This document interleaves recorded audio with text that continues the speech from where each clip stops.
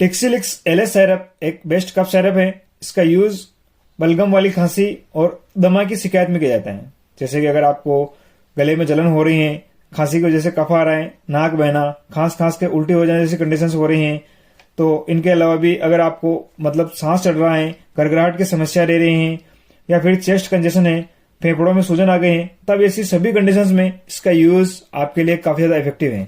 इसे ज्यादातर बच्चों में यूज किया जाता है, जो कि एक प्रोडक्टिव कफ से आपको मतलब रिलीफ दिलाती है। यानी कि बार बार आपको कफ बन रहा है और आप बहुत ज्यादा परेशान हैं, तब ऐसे में इसका यूज आपके लिए काफी ज्यादा इफेक्टिव है। इसका जो नॉर्मल डोज है, छोटे बच्चों में से 2.5 से 5 ml सुबह शाम और बड़ों में से 5 से 7.5 ml आपको सुबह शाम देने की कहा जाता है।